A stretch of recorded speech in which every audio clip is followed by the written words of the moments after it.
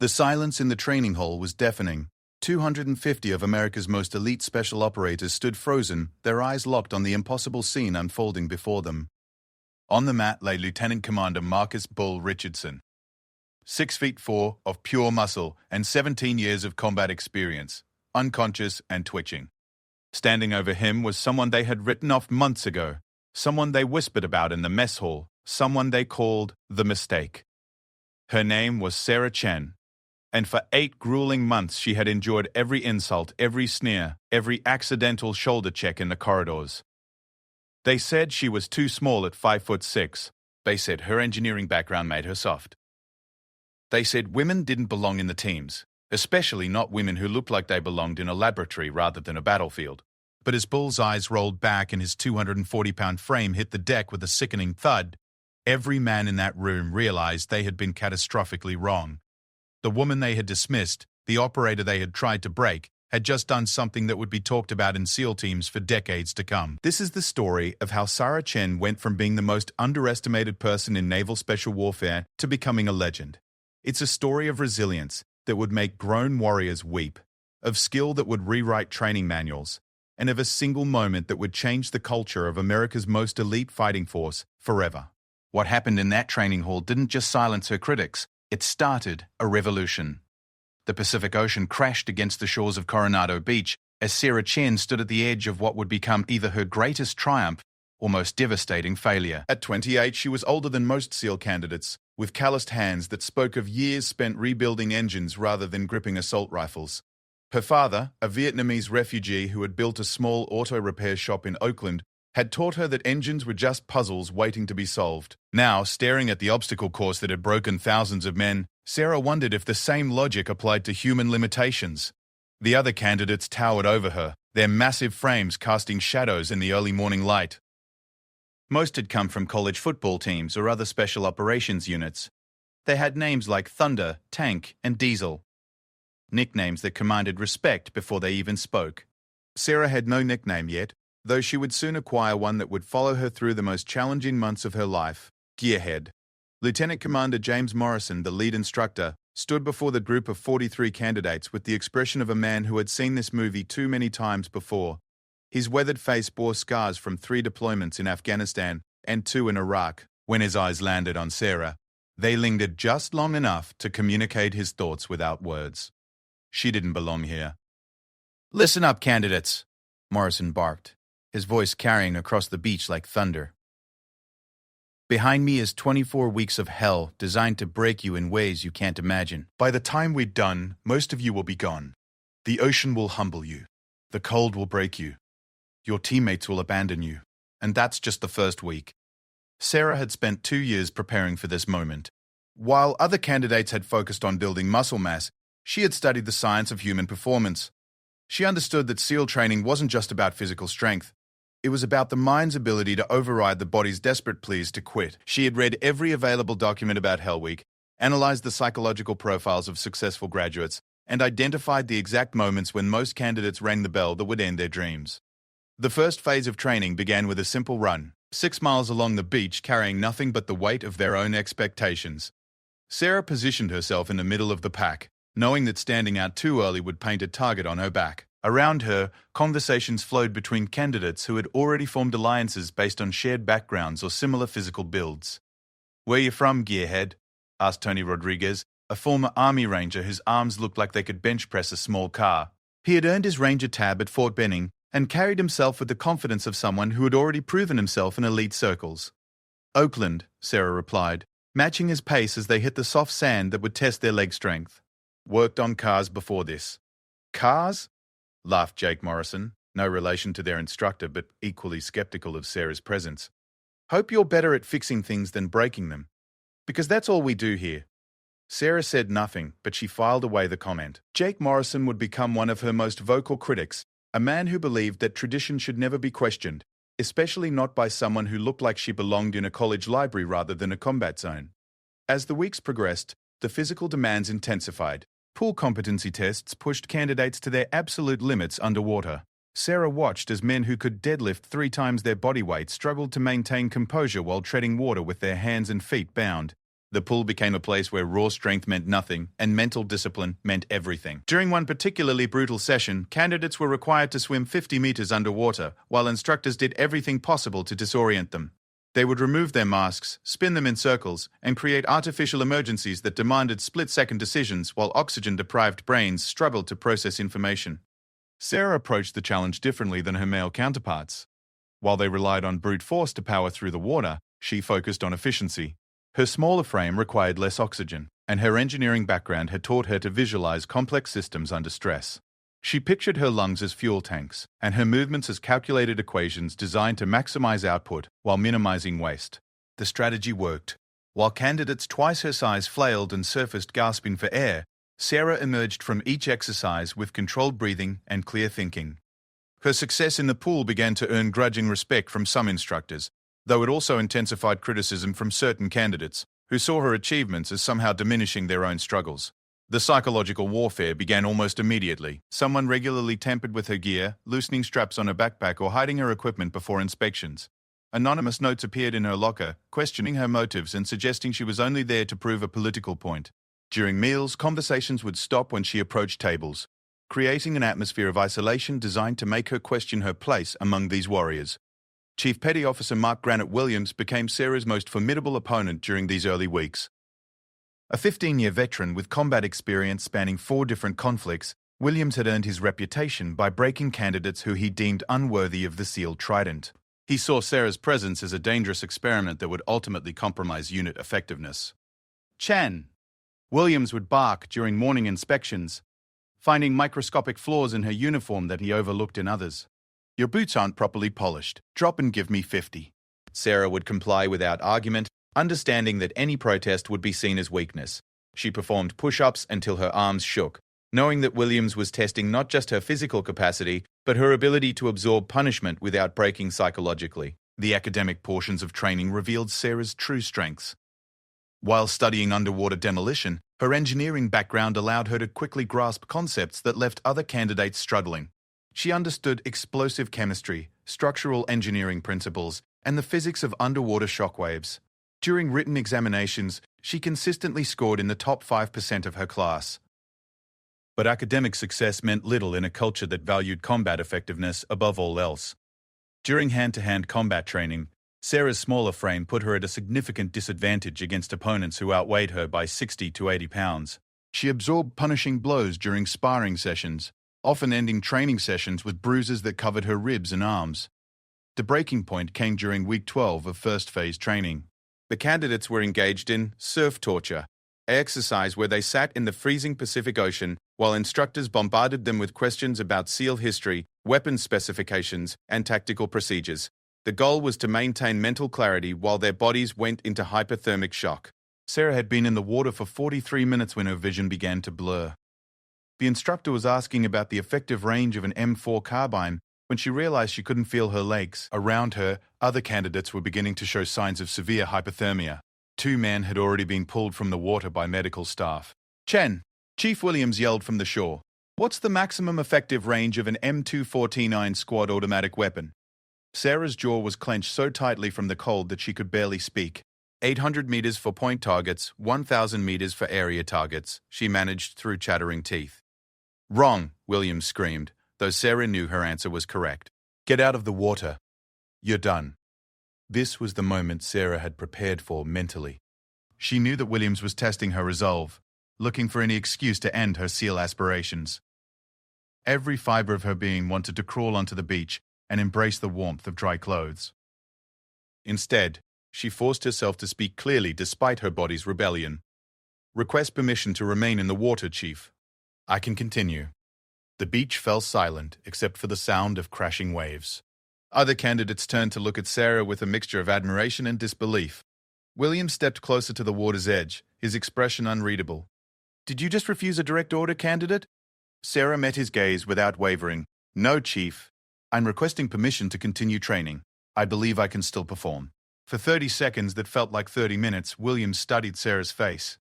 He was looking for any sign of doubt or weakness that would justify removing her from training.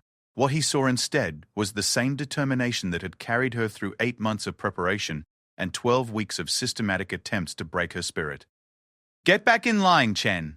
But if you pass out in my water, I'll personally ensure you never see another SEAL facility. Sarah nodded and returned to her position among the other candidates. She would remain in the water for another 17 minutes, outlasting 12 of her male counterparts before the exercise was finally called to an end. That night, as she lay in her rack with heating pads pressed against her core to combat the lingering effects of hypothermia, Sarah reflected on the day's events. She had passed a critical test, but she also knew that her public defiance of Chief Williams had painted an even bigger target on her back. Her rackmate, Tony Rodriguez, leaned over from the bunk above her. "That was either the gutsiest thing I've ever seen or the stupidest," he whispered.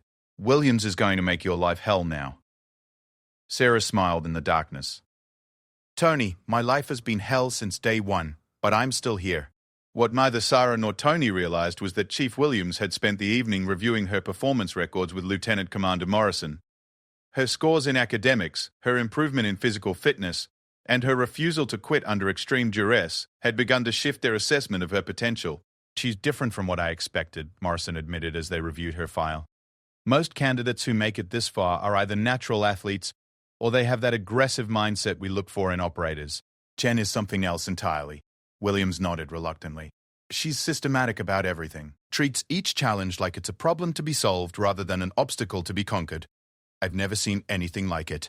As first phase training drew to a close, Sarah had outlasted 19 of the original 43 candidates. She had never been the fastest runner, the strongest swimmer, or the most naturally gifted athlete. But she had proven something that would become legendary in SEAL training circles. That intelligence, preparation, and absolute refusal to quit could overcome almost any physical disadvantage. The real test, however, was yet to come. Hell Week loomed ahead, and with it would come challenges that would push every remaining candidate beyond anything they had ever experienced. Sarah knew that her battles with Chief Williams and the skeptical candidates were just the beginning. The Pacific Ocean was about to test every assumption about what it took to earn the SEAL Trident.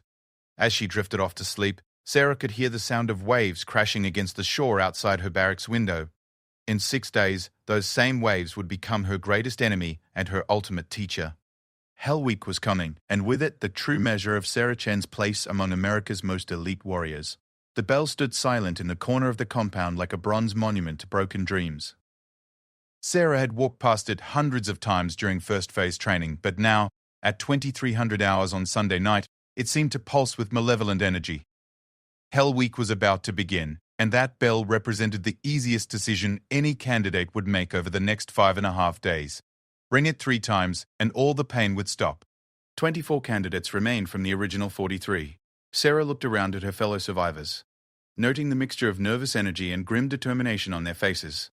Jake Morrison was stretching his hamstrings with mechanical precision, his jaw set in the expression he wore during difficult challenges. Tony Rodriguez was quietly checking his gear for the 100th time, ensuring every buckle and strap was properly secured. The instructors moved among them like predators sizing up wounded prey. Chief Williams wore the slight smile of someone who was about to enjoy his work immensely. Lieutenant Commander Morrison studied each candidate with the calculating gaze of a chess master planning moves 20 steps ahead. "Gentlemen," Morrison announced, his voice carrying across the compound, "and lady, welcome to Hell Week.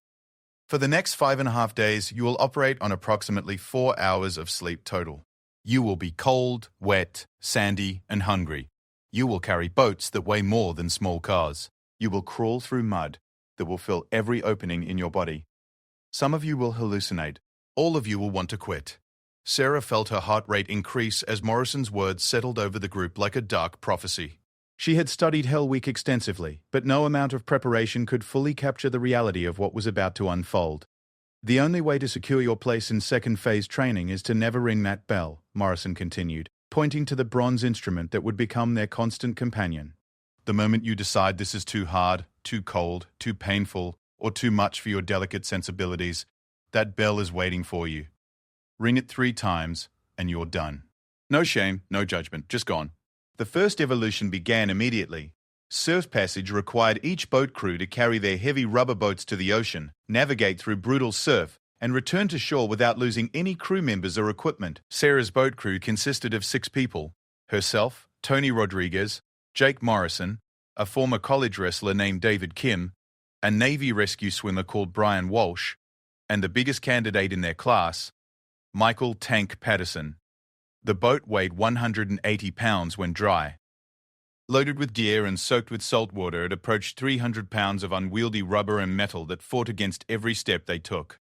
Sarah positioned herself at the bow, using her lower center of gravity to help stabilize the boat as they stumbled toward the crashing waves.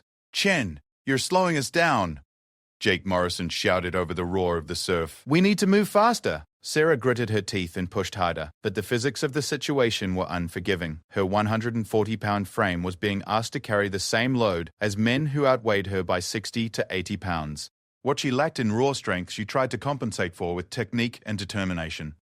The boat crew hit the surf zone like a missile, with waves immediately trying to rip the boat from their hands. Sarah felt the Pacific Ocean attempt to drag her underwater as they fought to maintain control of their vessel. Salt water filled her mouth and nose as waves crashed over them repeatedly. "Left side, pull harder." Tank Patterson screamed as they struggled against a particularly vicious wave that threatened to flip their boat. Sarah threw her entire body weight into the effort, feeling something pop in her shoulder as she strained against the ocean's fury. For 45 minutes, they battled the surf. Sarah's hands began to bleed from gripping the boat's handles, the salt water turning every small cut into a burning reminder of the challenge they faced.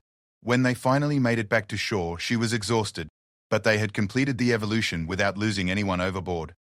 The instructors immediately herded them to the next challenge without allowing time for rest or recovery. This pattern would continue for the next 5 days. Complete one impossible task, then immediately begin another even more difficult one. By dawn of the first day, 3 candidates had already rung the bell. The sound echoed across the compound like gunshots, each ring representing another dream deferred. Sarah watched each departure with a mixture of sympathy and relief. Sympathy for their crushed aspirations. Relief that she was still standing. The Log PT evolution pushed the remaining candidates to new levels of misery. Teams of 7 were required to lift telephone poles weighing over 150 pounds above their heads and perform various exercises while maintaining perfect form. Sarah found herself paired with Tank Patterson, Jake Morrison, and 4 other candidates whose names she barely remembered through the fog of exhaustion. Up and over, Chief Williams commanded as they struggled to lift the massive log above their heads. Sarah's arms screamed in protest as she pressed her portion of the weight skyward. The log seemed to grow heavier with each repetition, and her shoulder, injured during the surf passage, sent shooting pains down her arm with every movement. "Chen's not pulling her weight," Jake Morrison gasped between repetitions. "We're doing all the work." Sarah wanted to respond, to defend herself against the accusation, but she needed every ounce of energy just to maintain her grip on the log. The truth was more complex than Jake's angry assessment.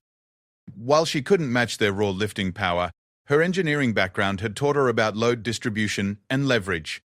She was carrying her proportional share of the weight, but it looked different because of her size. Tank Patterson, positioned next to Sarah, noticed her struggle. "Adjust your grip," he whispered during a brief rest period. "Use your legs more, save your arms."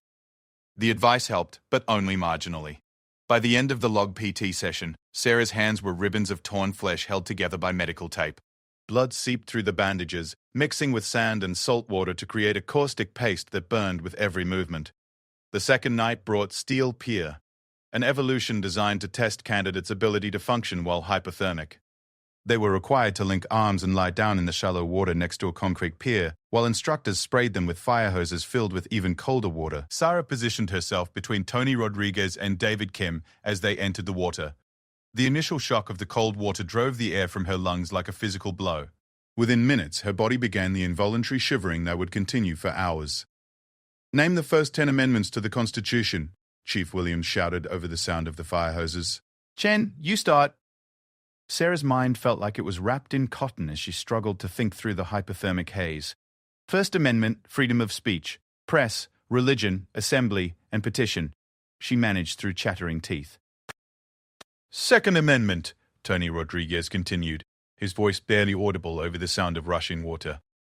They continued around the circle, each candidate reciting constitutional amendments while their core body temperatures dropped into dangerous territory. Sarah watched 2 candidates get pulled from the water by medical staff when they stopped responding coherently to questions. During the Third Amendment recitation cycle, Sarah noticed that David Kim had stopped shivering. His skin had taken on a grayish pallor that she recognized as a sign of severe hypothermia. When the instructors called his name, he failed to respond. "Kim's in trouble," she whispered to Tony Rodriguez, who was lying next to her. Tony looked over and immediately understood the situation. "Instructor, Kim needs medical attention." Chief Williams waded into the water and checked Kim's condition. Within seconds, medical personnel were pulling him from the steel pier and rushing him toward the warming tent. Sarah watched another candidate disappear from their ranks, bringing them down to 18 survivors. The hallucinations began on day 3. Sarah first noticed them during a particularly grueling beach run, where candidates were required to carry ammunition cans filled with sand while navigating an obstacle course. She could have sworn she saw her father standing at one of the turning points, wearing his old mechanic's coveralls and holding a wrench. "Dad?"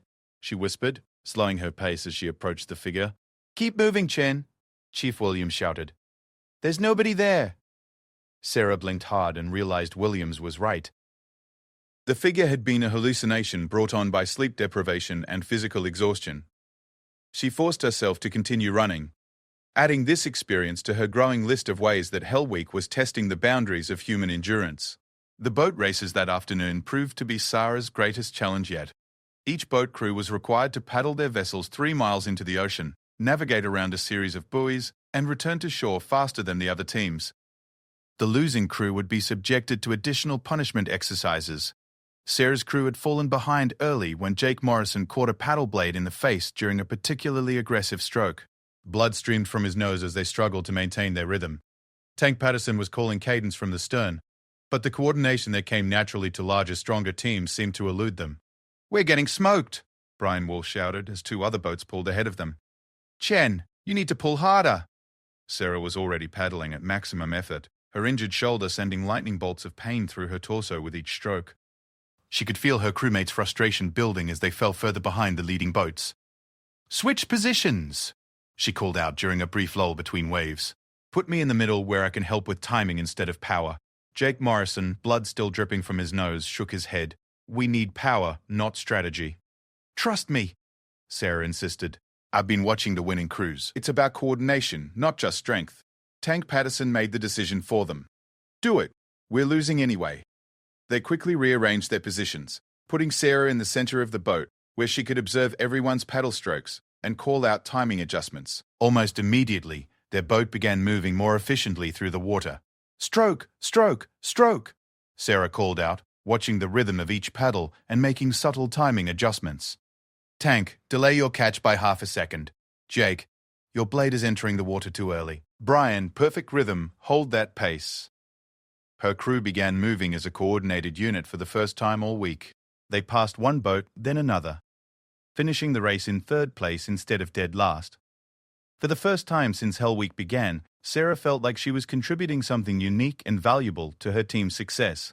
That night, as they huddled together for warmth during a brief rest period, Tank Patterson approached Sarah with something that resembled respect in his eyes. "That boat race thing," he said quietly. "That was smart thinking. Maybe there's more than one way to pull your weight around here." Sarah nodded gratefully, too exhausted for extended conversation but deeply appreciative of the acknowledgement. She was learning that earning respect among SEAL candidates required more than just matching their physical output. It required proving that her different approach could contribute to mission success. By day 4, only 15 candidates remained. The attrition rate was accelerating as exhaustion, injury, and psychological stress took their toll. Sarah had developed a stress fracture in her left foot that sent stabbing pains through her leg with each step, but she refused to report the injury to medical staff, knowing it would end her Hell Week immediately. The around-the-world evolution on day 4 tested every skill they had developed. Boat crews were required to paddle around the entire Coronado Peninsula, a journey that would take most of the day and night. They would face open ocean swells, treacherous rock formations, and weather conditions that could change from calm to dangerous in minutes. As they launched their boats into the pre-dawn darkness, Sarah realized this would be the ultimate test of her ability to contribute meaningfully to team success. The journey ahead would require not just physical endurance, but navigation skills, weather assessment, and the kind of tactical thinking that separated SEAL operators from ordinary soldiers.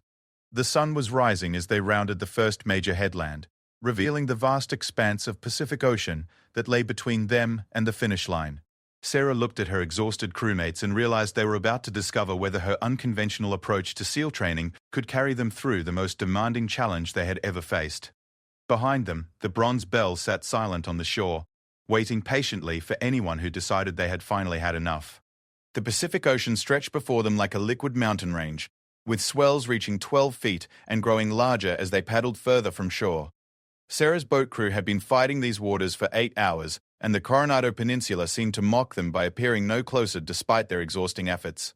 Her stress-fractured foot had progressed from painful to nearly unbearable, sending electric jolts up her leg each time she braced against the boat's hull for leverage.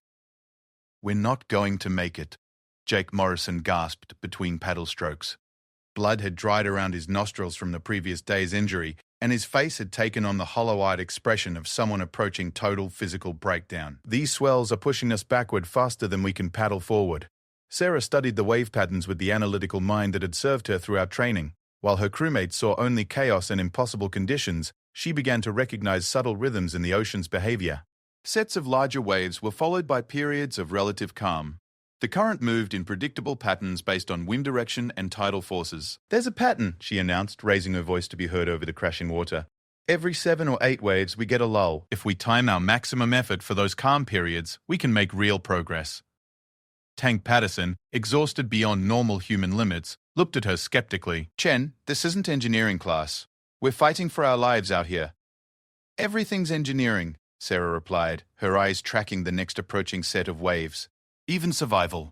She called out timing commands as they approached the next series of swells. "Easy strokes for 4 waves, then maximum effort during the lull. Trust me on this." Her crew reluctantly followed her instructions. During the larger waves, they paddled just hard enough to maintain position while conserving energy. Then, during the brief calm period, they unleashed everything they had, making significant forward progress before the next set arrived. The strategy worked. Within 2 hours, they had passed 2 other boat crews that had been ahead of them all day. Sarah's unconventional approach to reading ocean conditions was proving more effective than the brute force tactics employed by stronger teams. As they rounded the halfway point of their journey, David Kim noticed something that made his blood run cold. "Look at Crew 4, he said, pointing to a boat about 300 yards away that was struggling with a particularly vicious set of waves. Sarah followed his gaze and immediately understood the problem. The crew was fighting the waves instead of working with them, exhausting themselves in a battle they couldn't win. Even worse, one of their paddlers appeared to be unconscious or nearly so, slumped over in his position while his teammates struggled to compensate. "They're in trouble," Sarah announced. "Real trouble." Jake Morrison, still skeptical of Sarah's judgment after months of training conflicts, shook his head. "That's not our problem. We need to focus on our own boat." But Sarah was already calculating angles and current patterns. The struggling boat was being pushed toward a rocky outcropping that could destroy their vessel and seriously injure the crew. In calm conditions, it would be a manageable situation. In 12-foot swells with exhausted paddlers, it was potentially fatal. "We have to help them," Sarah insisted. "They're going to hit those rocks." Tank Patterson looked between Sarah and the distant boat, his face reflecting the internal struggle between self-preservation and loyalty to fellow candidates. These were men they had trained with for months, shared meals with, suffered alongside during the worst moments of their lives. "If we help them, we might not finish ourselves," he said quietly. "That could end Hell Week for all of us." Sarah met his eyes with unwavering determination. "If we don't help them, it might end Hell Week permanently for some of those guys." The decision was made without further discussion. Sarah's crew adjusted their course toward the struggling boat, fighting against currents and waves that seemed determined to prevent their rescue mission. As they approached, Sarah could see that her assessment had been correct. One candidate was clearly unconscious, and the remaining crew members were barely keeping their boat afloat. "Throw us a line!" Tank Patterson shouted as they closed the distance. "We'll tow you away from those rocks." The rescue operation tested every skill Sarah's crew had developed. They had to maintain their own position in dangerous waters, while securing a line to another boat filled with exhausted men. Sarah found herself acting as coordinator, calling out commands to both crews while constantly adjusting their strategy based on changing conditions. "Crew 4, stop paddling on the left side. You're fighting our tow line." "Crew 6, we need more power on the starboard side to clear that rock formation." For 30 minutes, they battled the ocean, while towing the disabled boat to safer waters. By the time they reached calmer conditions, Sarah's shoulder injury had reopened, and her fractured foot felt like it was being crushed with each movement, but they had prevented what could have been a catastrophic accident. "Chen!" called out Marcus Wilson, the crew leader of the boat they had rescued. "Thank you." "We were about to lose everything out there." Sarah nodded acknowledgement but was too exhausted for extended conversation.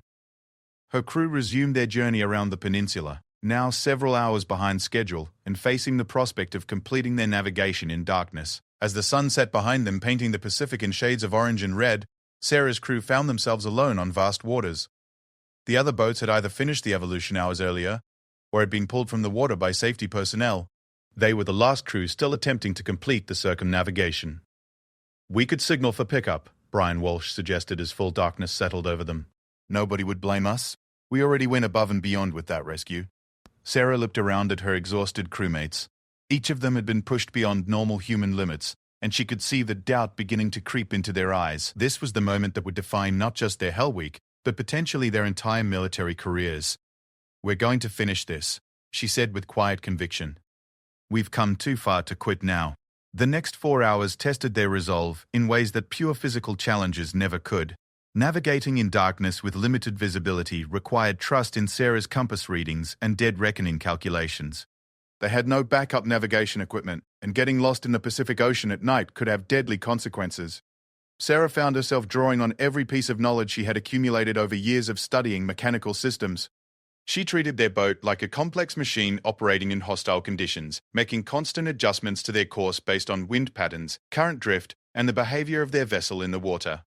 "How do you know we're going the right direction?" Tony Rodriguez asked during a brief rest period. "I can't see anything but water and stars." Sarah pointed to a constellation visible through the marine layer.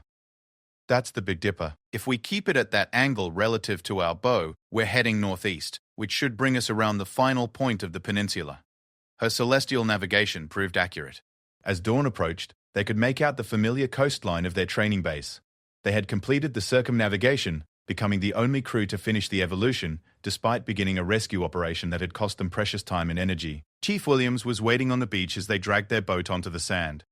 His expression was unreadable as he studied the exhausted crew that had spent nearly 24 hours fighting the Pacific Ocean. "Chen," he said quietly, pulling Sarah aside as her crewmates collapsed onto the beach.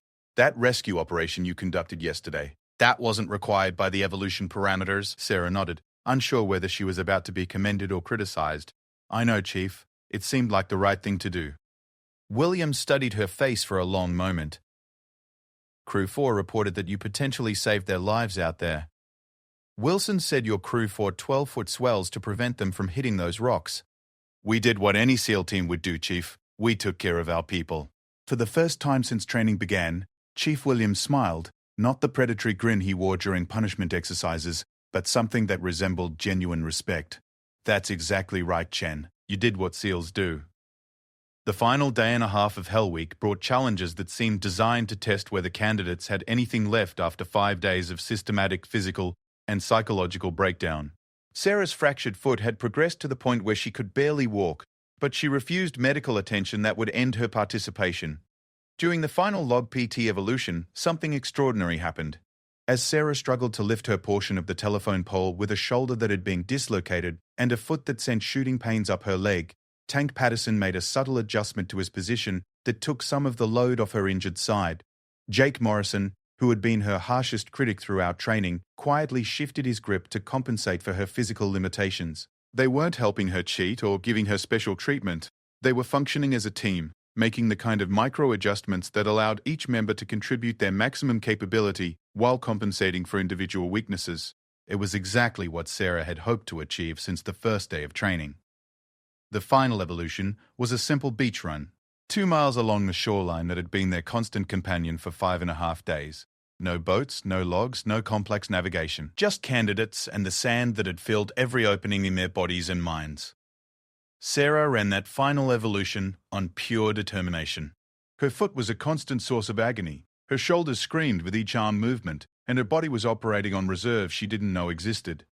But with each step, she was proving something that would resonate through naval special warfare for years to come. When she crossed the finish line, 13 candidates remained from the original 43. Sarah was one of only 2 candidates who had completed every single evolution without being pulled for medical reasons or ringing the bell. Her achievement was made even more remarkable by the fact that she had initiated and led a dangerous rescue operation while maintaining her own performance standards. Lieutenant Commander Morrison gathered the surviving candidates for the traditional end of Hell Week ceremony. As they stood in formation, exhausted but triumphant, Morrison's eyes lingered on Sarah with an expression that mixed surprise with newfound respect. "Ladies and gentlemen," Morrison announced, "you have completed Hell Week. You have proven that you have the basic qualities necessary to begin SEAL training, but understand this, Hell Week was just the beginning. The real training starts now."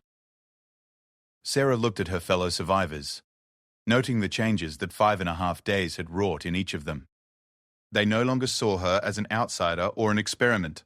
She had earned her place among them through shared suffering and demonstrated competence under impossible conditions.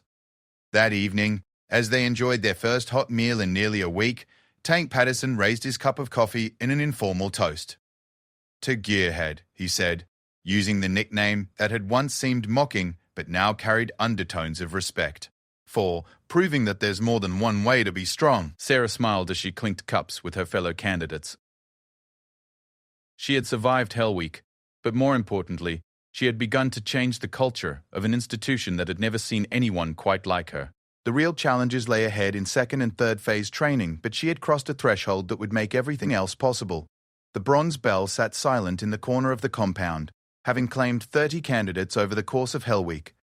For the 13 who remained, it had become a reminder not of failure, but of the moment they chose to continue when every rational thought told them to quit.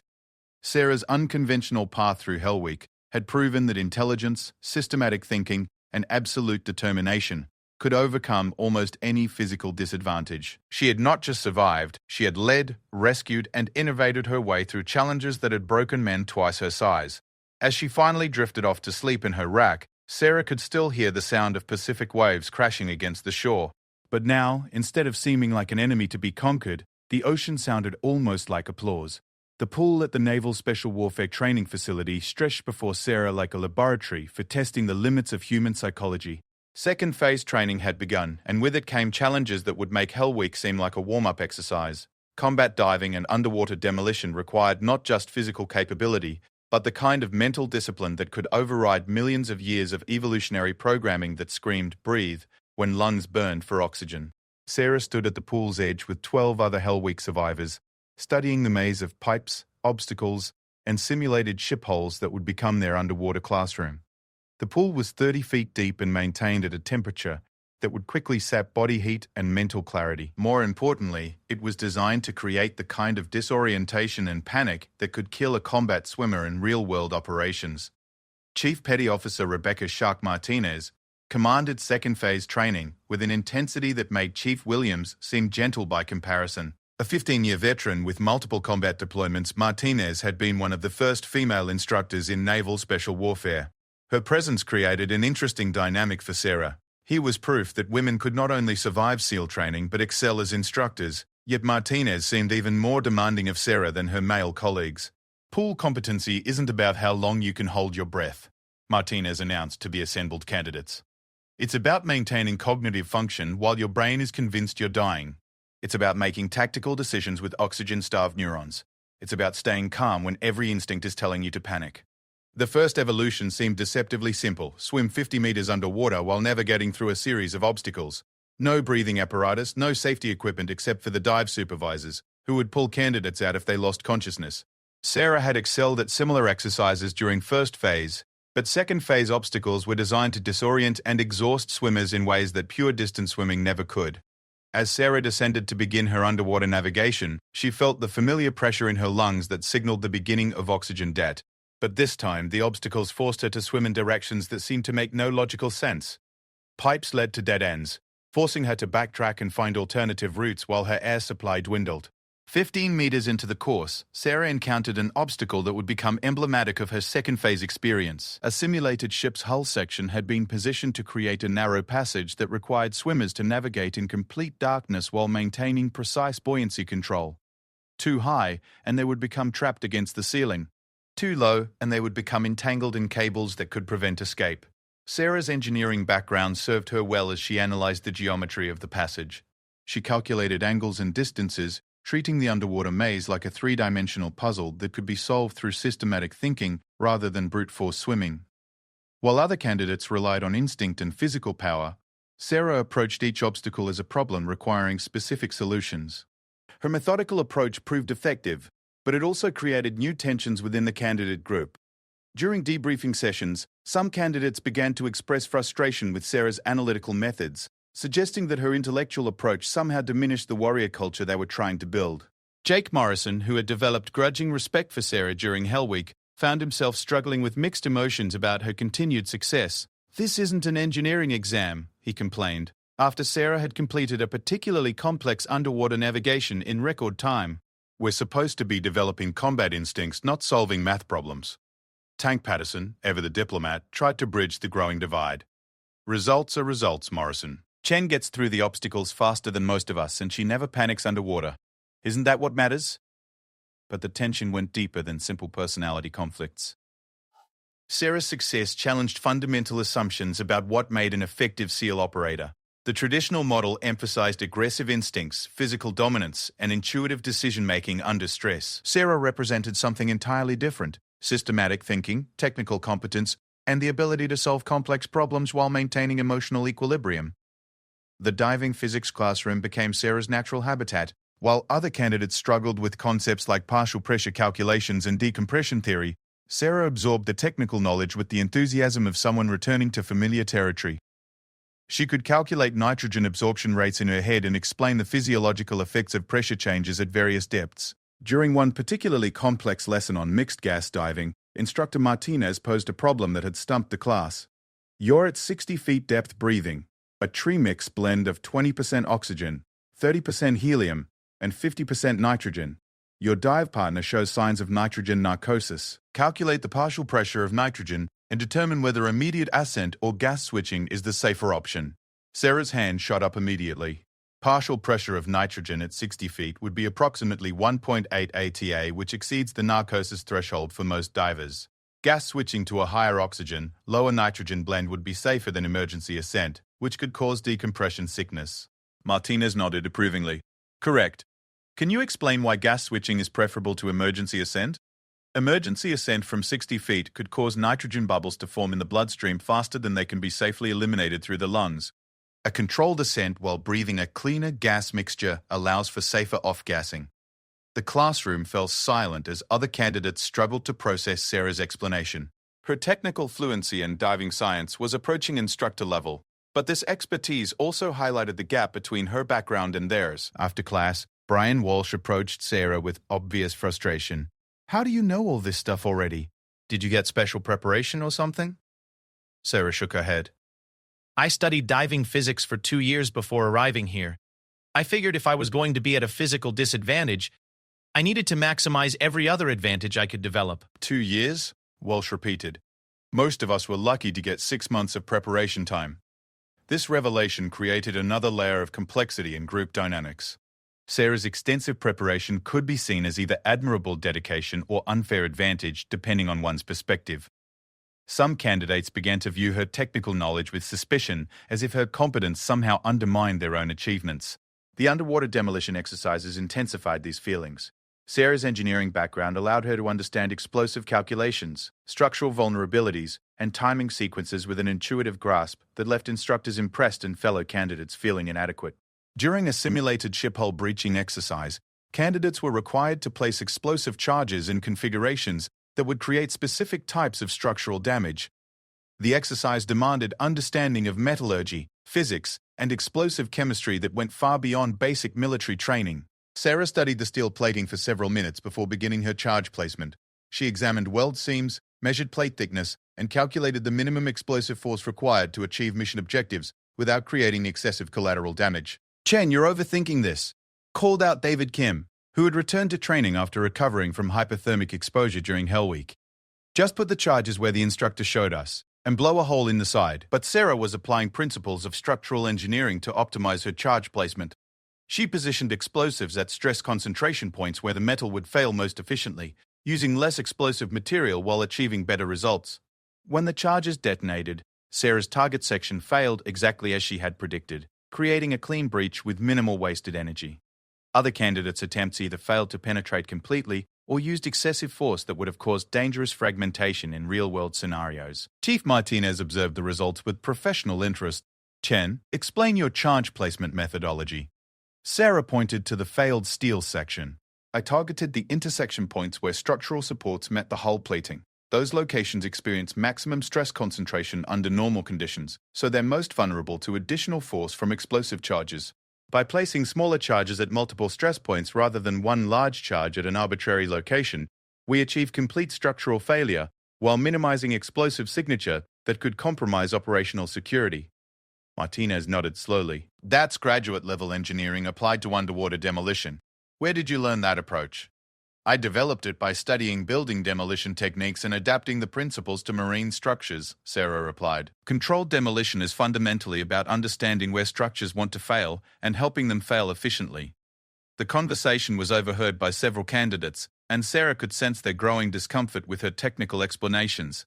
She was demonstrating competence that transcended basic SEAL training and approached the level of specialized engineering expertise. That evening, tensions came to a head during an informal gathering in the candidates' common area. Jake Morrison, Tank Patterson, and several others were discussing the day's training when the conversation turned to Sarah's performance. Look, I respect what Chen accomplished during Hell Week, Morrison said, trying to choose his words carefully. But this technical stuff is getting out of hand. We're supposed to be warriors, not college professors.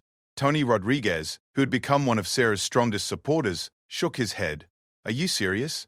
She's making all of us better by raising the standards. Her charge placements today were perfect. We should be learning from her, not complaining about it. That's exactly the problem, Morrison replied. We're starting to rely on her technical knowledge instead of developing our own instincts. What happens when we're in combat and Chen isn't there to calculate explosive yields for us? Tank Patterson tried to mediate. Every SEAL team needs technical specialists. Some guys are better at medical procedures, some excel at communications, others handle demolitions. Chen found her speciality. But Morrison wasn't satisfied. This isn't about specialization. It's about whether we're training combat operators or research scientists. There's a difference between technical competence and over-intellectualizing everything. Sarah entered the room during this conversation and immediately sensed the tension. She had faced skepticism and direct hostility throughout training, but this felt different. Her fellow candidates weren't questioning her physical capability or mental toughness anymore. They were questioning whether her approach to problem-solving was compatible with SEAL culture. I understand your concerns, Sarah said quietly, taking a seat among the group. But systematic thinking doesn't replace combat instincts. It enhances them. Understanding why something works makes you better at applying it under stress. Morrison looked at her with frustrated respect. Chen, you're probably the smartest person in this training class. But intelligence isn't the same thing as operational effectiveness. Sometimes you need to trust your gut instead of running calculations in your head. My gut tells me to use every advantage I can develop, Sarah replied. That includes technical knowledge, physical preparation, and tactical thinking. I'm not trying to prove I'm smarter than anyone else. I'm trying to prove I belong here. The room fell silent as her words settled over the group. These men had come to respect Sarah's determination and competence, but they were still grappling with the implications of her success for their own understanding of what it meant to be a SEAL operator. Chief Martinez appeared in the doorway, having overheard the latter part of their conversation. Since you're all discussing technical competence versus combat effectiveness, let me share some perspective from someone who's been on the receiving end of both approaches. The candidates turned their attention to Martinez, recognizing an opportunity to hear from someone with actual combat experience. In 2018, I was part of a team tasked with neutralizing an underwater minefield in the Persian Gulf, Martinez continued. We had two approaches available, the aggressive option favored by our team leader, which involved rapid clearance using maximum explosive charges, and a more methodical approach suggested by our technical specialist, which required detailed analysis of mine placement patterns and surgical removal techniques. She paused, letting the setup sink in before continuing. We went with the aggressive approach because it felt more decisive, more traditionally SEAL-like. The result was a secondary explosion that injured 2 team members and created underwater debris that compromised the entire operation. If we had listened to our technical specialist, who, by the way, was considered too intellectual by some team members, we would have achieved mission success without casualties. Martinez's story hung in the air like a challenge to conventional thinking. Technical competence doesn't replace warrior mindset, it enhances warrior effectiveness. The best operators I've worked with combine aggressive spirit with systematic thinking. They don't choose between brains and courage, they use both. As Martinez left the room, the candidates sat in contemplative silence. Sarah realized that her journey through SEAL training was about more than proving her own worthiness. It was about challenging and potentially changing the culture of naval special warfare itself. The next morning brought the most demanding underwater exercise yet, a simulated combat swimmer. Infiltration requiring candidates to navigate 2 miles underwater, using closed-circuit breathing apparatus while avoiding simulated enemy sonar detection. The exercise would test every skill they had developed during second-phase training. Sarah prepared for the evolution with her characteristic systematic approach, but she also found herself thinking about Chief Martinez's words. Technical competence enhanced warrior effectiveness, but it had to be balanced with the kind of aggressive determination that defined SEAL culture. As she slipped into the dark water for the infiltration exercise, Sarah realized she was about to discover whether her unconventional approach could succeed in the most demanding environment yet. The pool had been her laboratory for proving technical competence, but the open ocean would test whether she could apply that competence in conditions that more closely resembled actual combat operations. Behind her, she could sense her fellow candidates watching with a mixture of expectation and uncertainty. They had come to respect her capabilities, but they were still grappling with questions about whether her approach represented the future of SEAL training or a dangerous deviation from proven methods. The underwater infiltration would provide answers to questions that had been building throughout second-phase training. Sarah's technical skills were undeniable, but operational effectiveness required more than just knowledge. It required the ability to apply that knowledge under stress while maintaining the aggressive mindset that made SEALs effective in combat. As she disappeared beneath the surface, beginning her 2-mile journey through dark water toward a simulated enemy position, Sarah carried with her not just the hopes of proving her own worth, but the weight of representing a new model of what a SEAL operator could be. The training facility buzzed with anticipation as word spread through the Naval Special Warfare compound like wildfire. After 18 months of grueling preparation and training, the surviving candidates from Sarah Chen's class were about to face their final evaluation exercise. A comprehensive combat assessment that would determine who earned the coveted SEAL Trident and who would be transferred to other Navy assignments. Sarah stood in formation with 11 other candidates who had survived the complete training pipeline. The group represented less than 25% of those who had begun the journey, and each survivor bore the physical and psychological scars of challenges that had broken hundreds of others. Her stress fracture had healed during third-phase training. Her shoulder had regained full mobility, and her technical diving skills had earned recognition as among the best in her class. But despite her documented achievements, whispers still followed Sarah through the compound corridors. Some instructors praised her analytical approach and systematic problem-solving abilities. Others questioned whether her intellectual methods were compatible with the split-second decision-making required in actual combat operations. The debate had reached senior leadership levels, with opinions divided about what her success might mean for the future of SEAL training. Lieutenant Commander Marcus Bull Richardson represented the traditional perspective on SEAL selection and training. At 34, he stood 6'4" and weighed 240 pounds of combat-tested muscle. His reputation had been forged during 7 deployments across Iraq, Afghanistan, and Syria, where he had earned a Silver Star, 2 Bronze Stars, and the respect of every operator who had served under his command. Richardson commanded third-phase training with the authority of someone who had applied SEAL tactics in life-or-death situations. His evaluation methods emphasized instinctive responses, aggressive tactics, and the kind of warrior mindset that had defined naval special warfare since its inception. He viewed Sarah's analytical approach with deep skepticism, seeing it as potentially dangerous hesitation disguised as intellectual sophistication. The final evaluation exercise was designed to test every skill candidates had developed over 18 months of training. Teams would infiltrate a simulated enemy compound, neutralize specific targets, gather intelligence, and extract under hostile conditions. Success required seamless integration of diving skills, demolitions expertise, marksmanship, small unit tactics, and leadership under extreme stress. Sarah found herself assigned to Team Alpha, alongside Jake Morrison, Tank Patterson, David Kim, and Tony Rodriguez. The composition was intentional. These were the candidates who had worked most closely with Sarah throughout training, providing evaluators with optimal conditions to assess her integration with traditional SEAL operators.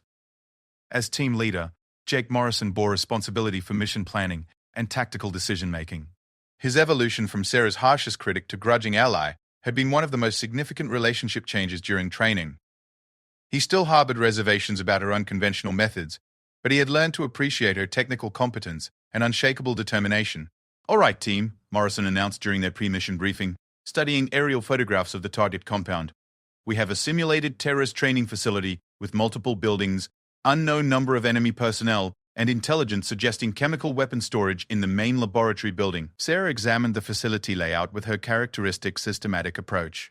While other team members focused on entry points and defensive positions, she analyzed structural details, ventilation systems, and potential chemical containment procedures that would be critical if they encountered actual hazardous materials. The laboratory building poses interesting challenges, she observed, pointing to ventilation intake systems visible in the aerial photographs. If there are actually chemical agents stored inside, we need to consider wind patterns and containment protocols. A traditional explosive breach could disperse dangerous materials over a wide area. Tank Patterson nodded thoughtfully. What are you suggesting? Surgical entry through the ventilation system. Neutralize any chemical threats using proper containment procedures, then proceed with intelligence gathering. It takes longer, but it's safer for both the team and potential civilian populations downwind. Morrison studied the photographs more carefully, recognizing the validity of Sarah's concerns. That's a more complex approach than standard operating procedures, but it makes sense given the chemical threat. Can you handle the technical aspects of chemical containment while the rest of us secure the perimeter? Absolutely, Sarah replied. I studied chemical warfare countermeasures specifically for scenarios like this. Lieutenant Commander Richardson observed their planning session from across the briefing room, his expression unreadable but his body language suggesting disapproval. Sarah's methodical approach to mission planning was exactly the kind of over-intellectualization that concerned him about her suitability for SEAL operations. The infiltration phase began at 020 hours with a 2-mile underwater approach to the simulated enemy compound. Sarah's team used closed-circuit breathing apparatus to avoid detection while navigating through kelp forests and rocky underwater terrain that could disorient even experienced combat swimmers. Sarah took point position for the underwater navigation, using her technical diving expertise to guide the team through the most challenging portions of their approach. Her systematic analysis of current patterns, bottom topography, and optimal routes proved invaluable as they covered the distance in record time while maintaining perfect stealth. As they reached the shoreline and prepared to transition from water operations to land infiltration, Sarah felt the familiar surge of adrenaline that had carried her through every major challenge of SEAL training. This was the moment when 18 months of preparation would be tested under conditions designed to replicate actual combat operations. The team moved inland with practice coordination, using hand signals and predetermined routes to avoid simulated enemy patrols. Sarah's smaller frame proved advantageous during the approach phase, allowing her to move through dense vegetation and rocky terrain with minimal noise or visual signature. When they reached the perimeter of the target compound, Morrison called for a final equipment check and tactical review. Each team member carried specialized gear appropriate to their assigned role in the mission. Sarah's pack contained chemical detection equipment, containment materials, and specialized breathing apparatus that she had requested specifically for dealing with potential hazardous materials. Remember, this is a live evaluation, Morrison whispered as they prepared to enter the compound. Instructors are positioned throughout the facility, acting as enemy personnel. Any tactical errors could result in mission failure and automatic elimination from the program. Sarah nodded, understanding that this exercise represented not just individual evaluation, but validation of her entire approach to SEAL training. Success would prove that systematic thinking and technical expertise could enhance traditional SEAL tactics. Failure would provide ammunition for critics who argued that her methods were incompatible with operational requirements. The team penetrated the compound perimeter using techniques perfected during months of small unit tactics training. Sarah's role was to reach the laboratory building, assess chemical threats, and gather intelligence while her teammates secured other objectives throughout the facility. As she approached the laboratory building, Sarah detected the faint odor of chemical agents that suggested the presence of actual hazardous materials rather than just simulated threats. Her technical training immediately activated, causing her to halt the team's advance while she conducted proper threat assessment procedures. "Hold position," she whispered into her radio. "I'm detecting actual chemical signatures. This isn't just a simulation." Morrison's voice crackled through her earpiece. "Are you sure? Intelligence briefings didn't mention real chemical agents." Sarah deployed her detection equipment, confirming the presence of industrial solvents and other chemicals that could be dangerous if improperly handled. "Confirmed. We have real chemical hazards." Proceeding with modified entry procedures, what Sarah didn't know was that Lieutenant Commander Richardson had deliberately introduced actual chemical materials to test whether her technical knowledge could be applied under real-world conditions. The chemicals weren't weapons-grade agents, but they were sufficiently dangerous to require proper handling procedures. Richardson was positioned inside the laboratory building, acting as a high-value target that Sarah's team needed to neutralize and interrogate. His presence there was also intended to create a direct confrontation between his traditional tactical approach and Sarah's systematic methodology. Sarah entered the building using ventilation access routes she had identified during mission planning. Her chemical detection equipment guided her through corridors that contained varying concentrations of hazardous materials, requiring careful navigation to avoid exposure while maintaining mission effectiveness. When she reached the main laboratory room, she found Richardson positioned behind a desk covered with technical documents that represented the intelligence her team was supposed to gather. He was armed with training ammunition and prepared to engage in realistic combat scenarios that would test her ability to apply technical knowledge while performing under direct threat. "Well, well," Richardson said, as Sarah entered the room with her weapon raised. The engineering student finally made it to the real world. Let's see if all that book learning translates to operational effectiveness. Sarah maintained her weapon sight picture while scanning the room for additional threats and chemical hazards. "You're surrounded and outgunned," she announced, following standard procedures for high-value target engagement. "Surrender your weapons and prepare for interrogation." But Richardson had orchestrated this encounter specifically to test Sarah's responses under maximum stress. Instead of complying with her commands, he began moving toward a table that appeared to contain chemical mixing equipment. "You think you're so smart," he said, his voice carrying months of accumulated skepticism about Sarah's place in SEAL training. "All your calculations and systematic thinking? But combat isn't a math problem, Chen. It's about making split-second decisions when people are trying to kill you." Richardson's movement toward the chemical equipment created exactly the kind of scenario that Sarah had prepared for throughout her training. She had to make a tactical decision while processing multiple variables: the threat posed by Richardson himself, the potential for chemical weapon deployment, the need to preserve intelligence materials, and the safety of her teammates operating elsewhere in the compound. "Step away from the equipment," Sarah commanded, adjusting her position to maintain sight lines while staying upwind of potential chemical dispersal. "Any attempt to deploy chemical agents will result in immediate neutralization." Richardson smiled coldly. "There's the hesitation I've been looking for. A real SEAL would have already taken the shot. But you're still trying to solve this like an engineering problem instead of reacting with combat instincts. What happened next would be discussed in SEAL training circles for decades to come." Instead of hesitating or overthinking the situation, Sarah made a split-second tactical decision that combined her technical knowledge with the aggressive mindset that Richardson claimed she lacked.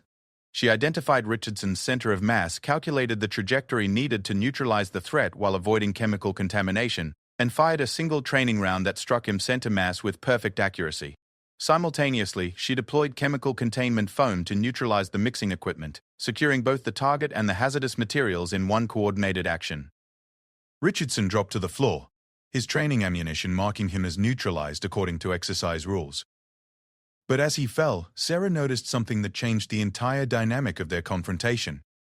He was smiling. "Outstanding," Richardson said as he stood up, brushing off the training round impact. "That was exactly the response I was hoping to see." Sarah kept her weapon trained on Richardson, confused by his sudden change in demeanor. "Sir, you're marked as neutralized. Please comply with exercise protocols." "Chen, the exercise is over," Richardson announced, removing his training ammunition gear. "And you just passed the most important test of your entire SEAL career." Richardson's explanation revealed the true purpose of their confrontation. Senior leadership had been debating Sarah's readiness for operational assignment, with some arguing that her analytical approach indicated hesitation under stress. Richardson had been tasked with creating a scenario that would definitively test her ability to make aggressive tactical decisions while applying her technical expertise. "You've spent 18 months proving you can solve complex problems and survive impossible challenges," Richardson continued. "But we needed to know whether you could pull the trigger when everything depended on split-second decision-making. You just proved that systematic thinking enhances combat effectiveness rather than replacing it." As Richardson spoke, other instructors and evaluation personnel entered the laboratory room. Chief Martinez, Chief Williams, and Lieutenant Commander Morrison had been monitoring the exercise from hidden positions throughout the compound. Their expressions reflected a mixture of professional satisfaction and genuine surprise at the effectiveness of Sarah's response. "Chen," Lieutenant Commander Morrison announced, "you have successfully completed all phases of SEAL training with exceptional performance ratings. Your technical expertise, combined with demonstrated tactical proficiency and unshakable determination under stress, makes you exactly the kind of operator we need in today's complex operating environment." Sarah lowered her weapon, feeling the weight of 18 months of doubt and determination settling into a moment of validation that exceeded her wildest expectations. She had not just survived SEAL training, she had proven that her unconventional approach could enhance rather than compromise operational effectiveness. But the most significant moment came when Richardson stepped forward and extended his hand in a gesture of respect that transcended their previous conflicts. "Chen, I owe you an apology," he said, meeting her eyes with genuine acknowledgement. "I spent months trying to prove that your approach wouldn't work in combat conditions. Instead, you proved that the future of SEAL operations needs operators who can think systematically while acting decisively. You didn't just pass our tests, you changed our understanding of what makes an effective SEAL." The confrontation in the laboratory had become something neither Sarah nor Richardson had expected, a moment of mutual respect that bridged the gap between traditional SEAL culture and the evolving demands of modern warfare. Sarah's technical expertise hadn't replaced warrior instincts. It had enhanced them in ways that created new possibilities for naval special warfare. 2 weeks later, Sarah Chen stood with 11 other graduates during the SEAL Trident pinning ceremony. As her father pressed the golden Trident pin into her uniform, she reflected on the journey that had brought her from a small auto repair shop in Oakland to membership in America's most elite fighting force. The whispers and skepticism hadn't entirely disappeared. Some members of the SEAL community continued to debate whether her success represented positive evolution or dangerous departure from proven traditions. But Sarah had earned her place among the operators through documented performance under the most demanding conditions imaginable. Lieutenant Commander Richardson approached Sarah after the ceremony, carrying himself with the bearing of someone who had learned something important about leadership and adaptation. "Chen," he said, "I have a proposition for you. We're forming a new training cadre specifically focused on integrating technical expertise with traditional SEAL tactics. Your approach has proven so effective that we want to incorporate it into standard curriculum. Interested in becoming an instructor?" Sarah looked around at her fellow graduates, men who had become brothers through shared suffering and mutual respect. She thought about the candidates who would follow in their footsteps, facing the same challenges and skepticism that had defined her own journey. "Yes, sir," she replied. "I'd be honored to help train the next generation of SEALs." As Sarah accepted her new role as an instructor, she realized that her journey through SEAL training had accomplished something beyond personal achievement. She had proven that excellence could take many forms, that systematic thinking and warrior mindset weren't mutually exclusive, and that the strongest military units were those that embraced innovation while honoring proven traditions. The bronze bell still stood in the corner of the training compound, waiting for future candidates who would discover their own limits under impossible conditions.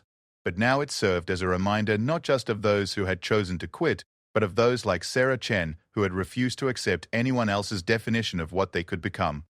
In the years that followed, Sarah's training methods would be studied, refined, and incorporated into SEAL curricula around the world.